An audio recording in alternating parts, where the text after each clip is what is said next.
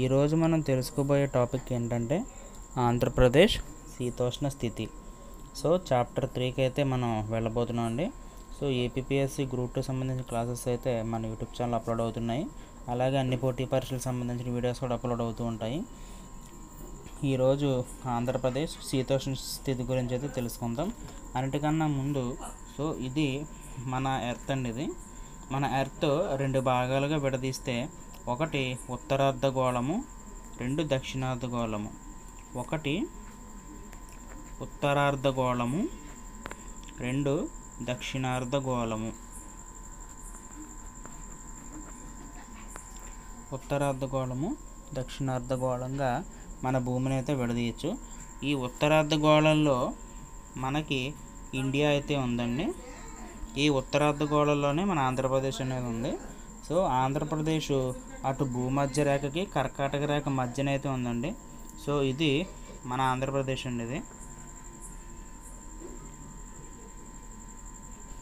అటు కర్కాటక రేఖకు, ఇటు భూమధ్య రేఖకు. సో మీకు చిన్న ఎగ్జాంపుల్ చూపిస్తున్నాను అంతే.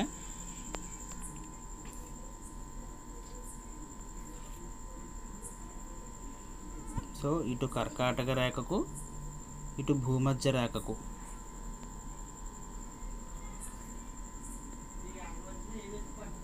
అటు కర్కాటక రేఖకు, ఇటు భూమధ్య రేఖకు అయితే మన ఆంధ్రప్రదేశ్ అయితే ఉందండి. ఇది మన ఏపీ. ఈ 2 రేఖలకి మధ్యలో అయితే మన ఆంధ్రప్రదేశ్ అయితే ఉందండి. ఈ 2 రేఖలకైతే మన ఆంధ్రప్రదేశ్ అయితే ఉందండి.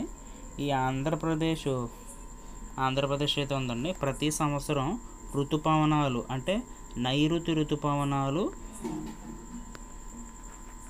మరియు ఈశాన్య ఋతుపవనాలు ప్రభావానికి అయితే గురవుతుంటుందండి. నైరుతి ఋతుపవనాలు అయితే మనకి జూన్లో వస్తాయి. ఈశాన్య ఋతుపవనాలు అయితే మనకి సెప్టెంబర్ డిసెంబర్లో వస్తాయండి. అలాగే ఈశాన్య ఋతుపవనాలు అక్టోబరు డిసెంబర్ నుంచి అయితే వస్తాయి. ఒక్కొక్కసారి సెప్టెంబర్లో కూడా ఎంటర్ అవ్వచ్చు. సో ఈశాన్య ఋతుపవనాలు. సో ఇవి నైరుతి ఋతుపవనాలు అండి. సో ఈ నైరుతి ఋతుపవనాలు, ఈశాన్య ఋతుపవనాలు అయితే ప్రభావం అయితే ఉంటుందండి మన ఆంధ్రప్రదేశ్లో. అందువల్ల మన ఆంధ్రప్రదేశ్ శీతోష్ణ స్థితిని ఏమంటారంటే అయన రేఖ ఋతుపవన శీతోష్ణ స్థితి అంటారండి. ఏమంటారంటే అయన రేఖ శీతోష్ణ స్థితి అంటారండి. ఋతుపవన శీతోష్ణ స్థితి అంటారు. మన రాష్ట్ర సగటు ఉష్ణోగ్రత వచ్చేసరికి అండి 31.5 డిగ్రీల సెల్సియస్ కాగా కనిష్ట ఉష్ణోగ్రత వచ్చేసరికి 18 డిగ్రీల సెల్సియస్ అయితే ఉంటుందండి. ఇది మన రాష్ట్ర ఉష్ణోగ్రత అండి. ఇది సముద్ర మట్టం నుండి ఎత్తైన ప్రదేశంలో ఉన్న మదనపల్లి అనే ప్రాంతం ఉందండి. ఇది అన్నమయ్య జిల్లాలో అయితే ఉందండి మదనపల్లి. ఈ మదనపల్లి ఏరియా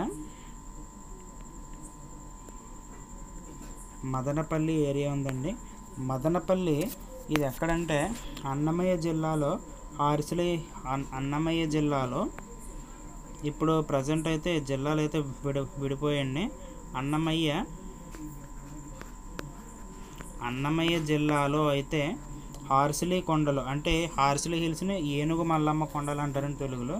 ఈ ఏనుగు మల్లమ్మ కొండల్లో మదనపల్లి అనే ఒక ప్రాంతం ఉందండి.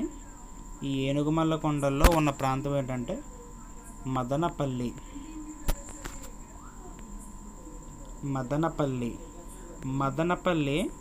ఏనుగుమల్లమ్మ కొండల్లో అయితే ఉందండి.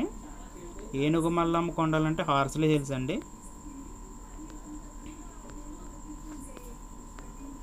ఏనుగుమల్లమ్మ కొండల్లో అయితే ఉందండి. వీటిని హార్సిలీ హిల్స్ అంటారు. ఈ మదనపల్లి శీతాకాలంలో ఉష్ణోగ్రత తక్కువగా ఉంటుందండి. ఎక్కడంటే శీతాకాలంలో ఉష్ణోగ్రత తక్కువ, శీతాకాలంలో ఉష్ణోగ్రత బాగా తక్కువ ఉండేది. అందువల్ల ఇది వేసవి విడిది కేంద్రం ఉండేది. ఏంటంటే ఈ యొక్క ప్రాంతాన్ని ఏమంటారంటే వేసవి విడిది కేంద్రము అంటారు, మదనపల్లి ప్రాంతం అండి. అలాగే రెండవ వేసవి విడిది కేంద్రం ఏదంటే అల్లూరి సీతారామరాజు జిల్లా. ఏ జిల్లా అండి? అల్లూరు జిల్లాలో లంబసింగి అనే ప్రాంతం ఉందండి. ఈ లంబసింగిని ఆంధ్ర కాశ్మీరం అంటారు. ఈ లంబసింగిని ఏమంటారంటే ఆంధ్రప్రదేశ్ కాశ్మీరం అంటారు. ఈ లంబసింగి ప్రాంతం అల్లూరి సీతారామరాజు జిల్లాలో అయితే ఉందండి. ఇక్కడ అత్యల్ప ఉష్ణోగ్రతలు అయితే మనకి నమోదవుతాయండి మన ఆంధ్రప్రదేశ్లో. నెక్స్ట్ మన ఆంధ్రప్రదేశ్లో సముద్ర ప్రభావం లేని పీఠభూమి గురించి అయితే తెలుసుకుందాం. మన ఆంధ్రప్రదేశ్లో సముద్ర ప్రభావం లేని పీఠభూమి ప్రాంతాల్లో అయితే వేసవిలో అధికంగా ఉంటాయండి ఉష్ణోగ్రతలు. అలాగే శీతాకాలంలో అధిక చలి ఉంటుంది.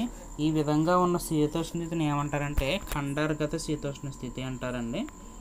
ఏంటంటే ఖండార్గత శీతోష్ణ స్థితి అంటే సముద్ర ప్రభావం లేని పీఠభూమి ప్రాంతాల్లో వేసవిలో అత్యధిక ఉష్ణోగ్రత మరియు శీతాకాలంలో అత్యధిక చలి అయితే ఉంటుందండి. ఇది సముద్ర ప్రభావం లేని పీఠభూమి ప్రాంతాల్లో ఎక్కువగా ఉంటుంది.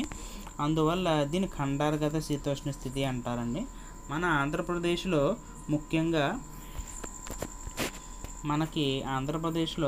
ముఖ్యంగా వేసవి కాలంలో అయితే వేసవి కాలంలో మన ఆంధ్రప్రదేశ్లో ఎండ చాలా తీవ్రంగా అయితే ఉంటుందండి. మినిమం ఎంత తీవ్రంగా ఉంటుందంటే కోస్తా ప్రాంతాల్లో అయితే గాలి తేమ ఎక్కువ ఉంటుందండి. మన వేసవికాలంలో ఎండలు చాలా తీవ్రంగా ఉంటాయి. ముఖ్యంగా కోస్తా ప్రాంతం, కోస్తా అంటే ఏదండి, ఇది కోస్తా ప్రాంతం అంటారండి. ఈ కోస్తా ప్రాంతంలో ఎక్కువగా గాలి తేమ అనేది ఎక్కువగా ఉండడం వల్ల గాలిలో తేమ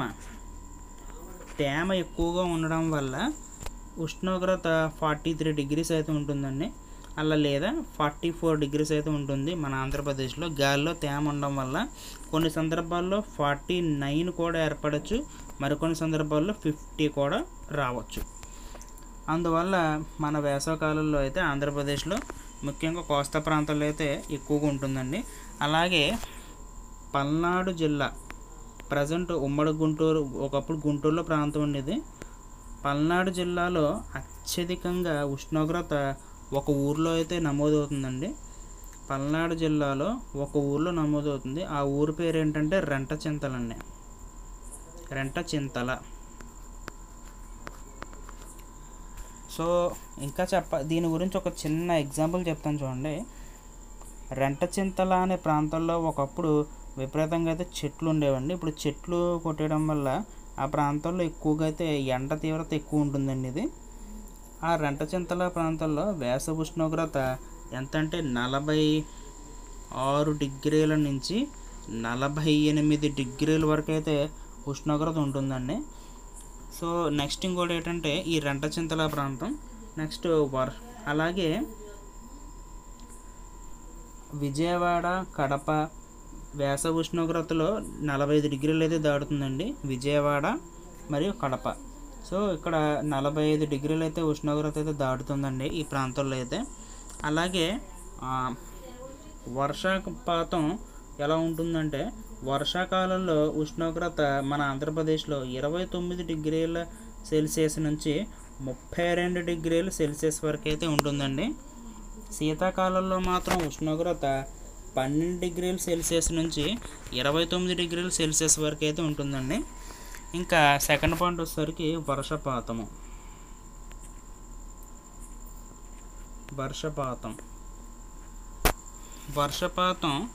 మన ఆంధ్రప్రదేశ్లో నైరుతి వైపు నుంచి ఈశాన్యానికి పోయే కొలది అధికమవుతుందండి. ఇవి మన ఆంధ్రప్రదేశ్ సంబంధించిన ఎల్లలు అయితే మీరు తెలుసుకోవాలి.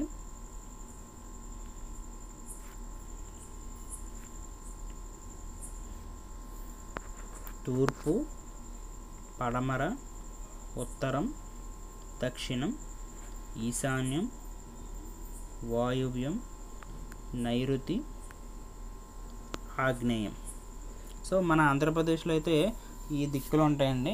ఈ దిక్కుల్లో మనకి ఏంటంటే నైరుతి వైపు నుంచి అంటే ఇక్కడ నుంచి ఈశాన్యం పోయే కొలది ఏమవుతుందండి, వర్షపాతం అనేది ఎక్కువ అవుతుంది. ఎందుకంటే నైరుతి ఋతుపవనాలు ఆంధ్రప్రదేశ్లో సో రాయలసీమ ప్రాంతాల్లోకి ఎంటర్ అయ్యి అక్కడి నుంచి అలా ఈశాన్యం మన ఆంధ్రప్రదేశ్ ఈశాన్యం వైపు ఉన్న ఉమ్మడి విశాఖ జిల్లా, ఉమ్మడి విజయనగరం, ఉమ్మడి శ్రీకాకుళం, అలాగే ఒడిస్సా తీర ప్రాంతాలు టచ్ చేసుకుంటూ వెళ్తూ ఉంటాయండి ఈ నైరుతి ఋతుపవనాలు.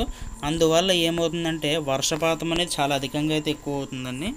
నెక్స్ట్ దక్షిణం నుంచి ఉత్తరానికి అలాగే వాయువ్యానికి వెళ్ళే కొలది వర్షపాతం అధికం అవుతుంది. సో దక్షిణ ప్రాంతం కదండి, ఈ దక్షిణ ప్రాంతం నుంచి ఎప్పుడైతే వాయువ్యం అలాగే ఈశాన్య వైపు వెళ్ళే కొలది కూడా ఏమవుతుందండి, వర్షపాతాలు అనేది అధికమవుతాయి. అందువల్ల ప్రతి సంవత్సరం రాష్ట్ర సగటు వర్షపాతం ఎంతంటే 966 మిల్లీమీటర్లు అండి. ఇది రాష్ట్ర సాంవత్సరిక వర్షపాతము. ఆంధ్రప్రదేశ్కి ఎక్కువగా 2/3 వంతు నైరుతి ఋతుపవనాల ద్వారా అయితే మనకి ఆంధ్రప్రదేశ్లో అయితే ఎక్కువగా అయితే వర్షాలు వస్తాయండి.